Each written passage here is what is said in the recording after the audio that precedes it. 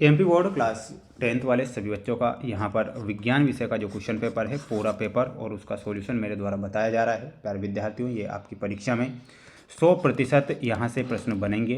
तो सभी बच्चों से मैं यही कहूँगा कि इस पूरे के पूरे पेपर को आप सभी छात्रों को ध्यान से देखना है। एक भी क्वेश्चन आपको मिस नहीं करना है, क्योंकि यहाँ से आपकी परीक्षा में प्रश्न बन रहे हैं और छप रहे हैं। आप जानते हैं कि गणित विषय का 100% पेपर छपवाया है, अंग्रेजी का 100% पेपर छपवाया, संस्कृत का छपवाया। अब विज्ञान विषय की बारी आ चुकी है, तो जुड़ जाइए आप हमारे साथ। चैनल को सब्सक्राइब जरूर करके रखें। ये पूरा का पूरा पेपर और उसका सॉल्यूशन।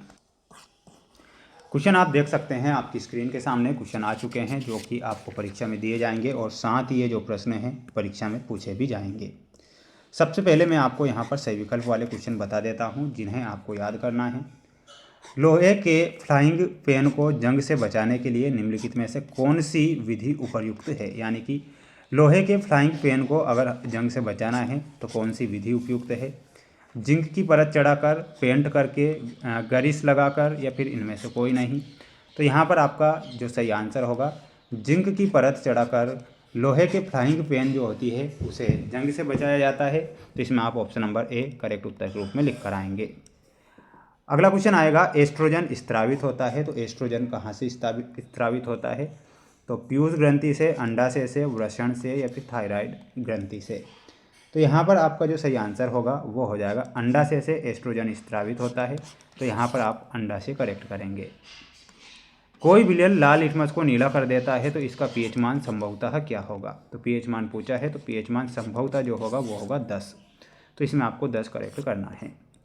एक बार सभी मेरे प्यारे विद्यार्थी वीडियो को लाइक करके चैनल को सब्सक्राइब जरूर करके रखें, क्योंकि आपके लिए जो मेहनत, जो प्रयास मैं कर रहा हूं आपको अच्छे नंबर दिलाने का, वो आप जानते हैं कि मेरे द्वारा बनाए गए वीडियो से पूरा पेपर बन रहा है। जो बच्चे पूरा का पूरा पेपर देख रहे हैं उनका पेपर छप रहा है, और जो बच्चे अधूरा पेपर देख रहे हैं उनका अधूरा पेपर छप रहा है, लेकिन छप जरूर रहा है। कौन सी धातु ठंडे जल के साथ तेज अभिक्रिया करती है। तो उस धातु का नाम क्या हो जाएगा प्यारे विद्यार्थियों। तो यहाँ पर आपको लिखना है पोटेशियम धातु। पोटेशियम धातु जो होती है ठंडे जल के साथ तेज अभिक्रिया करती है, ये हमारा सही होगा। अगला क्वेश्चन परीक्षा में आएगा, पादप में जाइलम किसके लिए उत्तरदायी होते हैं। तो पादप में जाइलम जो होते हैं जल के वहन के लिए उत्तरदायी होते हैं। तो इसमें आपको लिखना है जल के वहन के लिए। एल्कोहल के IUPAC नाम में अनुलग्न लगाते हैं, तो अनुलग्न लगाया जाता है ओल। तो इसमें आपको ओल करेक्ट उत्तर के रूप में लिख कर आना है। बढ़ेंगे हमारे अगले क्वेश्चन की ओर। सभी बच्चे पूरा पेपर ध्यान से देखेंगे, क्वेश्चन में मिस नहीं करेंगे, क्योंकि पूरा का पूरा पेपर है ये, और सॉल्यूशन मैं यहाँ पर बता रहा हूँ जो कि परीक्षा में आपसे पूछा जाएगा।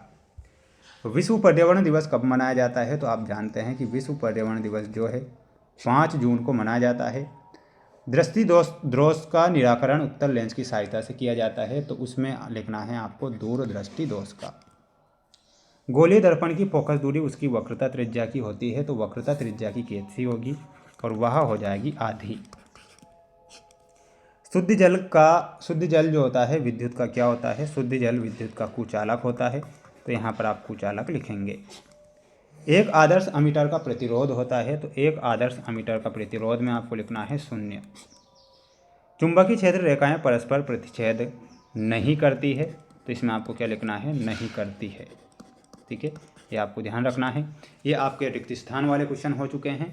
अब हम बढ़ेंगे हमारे अगले क्वेश्चन की ओर। अपने दोस्तों के साथ इस वीडियो को शेयर जरूर करें, और ये पूरा का पूरा पेपर जो है आपको देख कर ही जाना है, क्योंकि पूरा पेपर सॉल्यूशन के साथ मेरे द्वारा बताया जा रहा है। ये सत्य असत्य वाले क्वेश्चन देख लीजिए। उत्पादक सूर्य प्रकाश के उपयोग से प्रकाश संश्लेषण द्वारा अपना भोजन स्वयं बनाते हैं। तो ये आपका क्या हो जाएगा, सत्य हो जाएगा। यानी कि इसमें आप क्या लिखेंगे, सत्य। बर्फ का जल में परिवर्तित होना ऊष्माक्षेपी अभिक्रिया का उदाहरण है। तो इसमें आपको लिखना है असत्य। विद्युत जनित्र धारा के चुंबकीय प्रभाव पर आधारित युक्ति है। तो इसमें भी आपको असत्य के रूप में लिखना है। ठीक है, असत्य। मेंढक में बाहरी निषेचन होता है। तो ये बिल्कुल आपका सत्य होगा। ओजोन परत के द्वारा अवरक्त किरणें अवशोषित की जाती है। ये आपको असत्य लिखना है। क्या लिखना है, असत्य।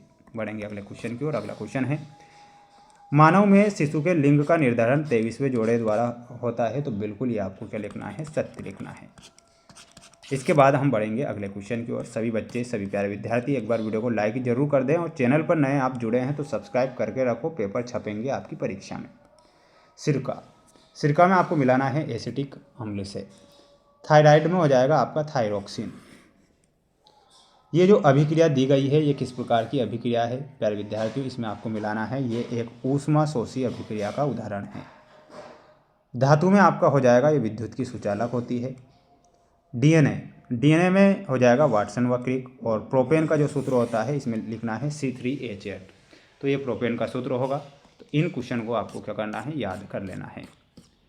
वहीं अगला क्वेश्चन देखिएगा, अगला क्वेश्चन आपकी स्क्रीन के सामने है जिसमें आपको एक वाक्य में उत्तर लिखना है। देख सकते हैं, मेंडल ने आनुवंशिकता के लक्षणों के वाहक को क्या नाम दिया है, तो इसमें आपको ध्यान रखना है, नाम दिया है कारक। रेगिस्तान की मरीचिका किस क्रिया का उदाहरण है, तो आपको लिखना है पूर्ण आंतरिक परावर्तन। क्या लिखना है, पूर्ण आंतरिक परावर्तन। मस्तिष्क का कौन सा भाग सोचने, सुनने, सूंघने के लिए जाना जाता है, तो वह होता है अग्र मस्तिष्क। क्या लिखना है यहाँ पर, आपको लिखना है अग्र मस्तिष्क। विद्युत आवेश का मात्रक क्या होता है, तो विद्युत आवेश का जो मात्रक होता है वह होता है कूलाम। हरे पौधों की पत्तियों में पाए जाने वाले वर्णक का नाम लिखिए, तो वो होता है क्लोरोफिल। क्या लिखना है, यहाँ पर आपको क्लोरोफिल बताना है। विद्युत धारा को यांत्रिक ऊर्जा में बदलने वाले यंत्र का क्या नाम है, तो उस यंत्र का नाम है मोटर। तो इसमें आप क्या लिखेंगे, मोटर करेक्ट लिखेंगे।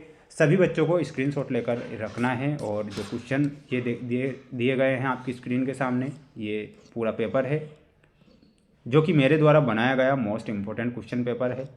आप सभी बच्चों को इन मोस्ट प्रश्नों को जरूर पढ़ना है। हमारा जो अगला सेट पेपर होगा वो बहुत जल्द आएगा। साथ ही हमारे चैनल पर जो लाइव क्लासेस चल रही है उन्हें आपको ज़रूर देखना है और उनमें ज़रूर जुड़ना है। चैनल को सब्सक्राइब जरूर करें। मिलते हैं नेक्स्ट वीडियो में।